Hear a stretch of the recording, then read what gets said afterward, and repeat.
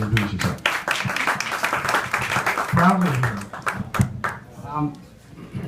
I have 4 minutes, right? Well, quickly, I am a fifth generation Kansas farm boy from north central Kansas. Grew up in Washington and Cloud County on a dairy farm.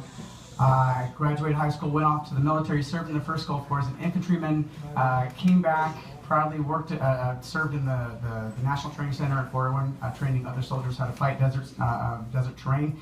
Ultimately, I became a teacher. I spent about 6 years teaching, spent 4 years as a principal, went back, got 2 master's degrees in less than 2 years, and then I became a superintendent of schools.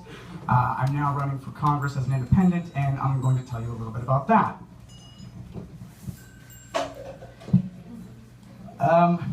You'll hear a lot of political promises here tonight, and far more in the coming months. But the campaign promises and the slogans are meaningless without a plan to accomplish the lofty goals on the campaign trail.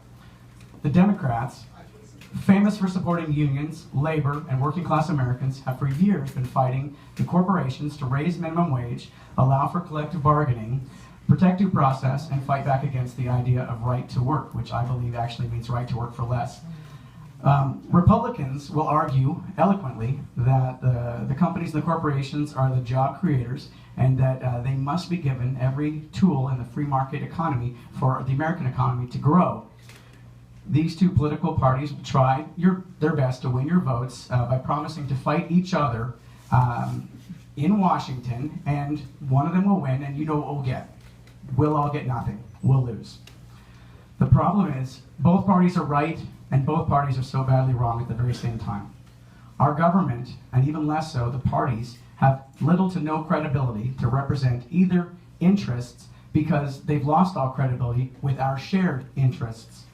They've forfeited their ability to govern because they've become so polarized and one-sided that they've rendered themselves useless outside of the campaign trail and, of course, political contributions. They're very good at that.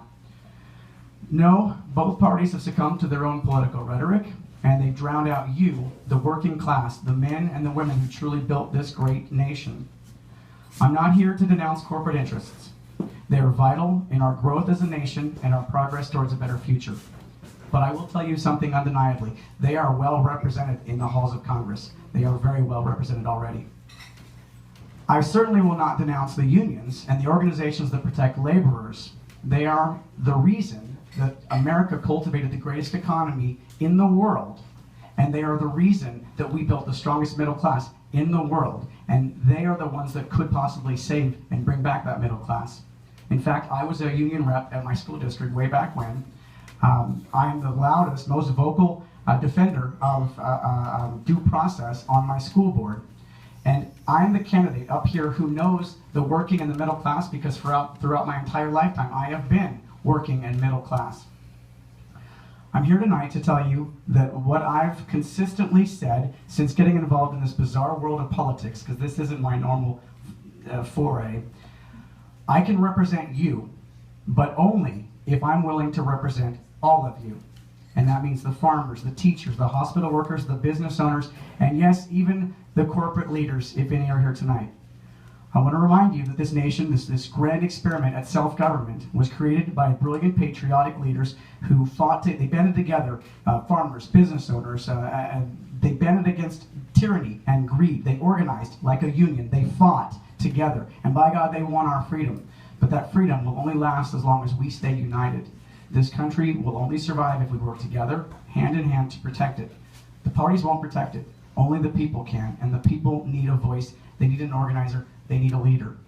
I'm here to tell you that the power is in your hands. We still have a free society. We still have the vote. And it's up to you to choose to vote. It's up to you to break the 2-party system, the duopoly, the power struggle between the right and the left, and find someone who's going to represent all of us. This race, my race, isn't about me. It's not about this 1st district race. It's not about Roger Marshall versus LaPolice or the Libertarian Kerry Burke. This race is about every subsequent race for the rest of time. If the 2-party system continues to destroy this country and divide us, we will fail. Only if someone like myself can actually beat the duopoly and win this race without selling out to corporate greed, without selling out to the big money, without becoming part of the system that itself is corrupt and cronyistic. If someone like me can break that system, then everyone else in every district, in every state, can do the same, and at some point we can maybe fight back and win back our constitutional republic together, united, patriotic, and with each other's help. Yeah.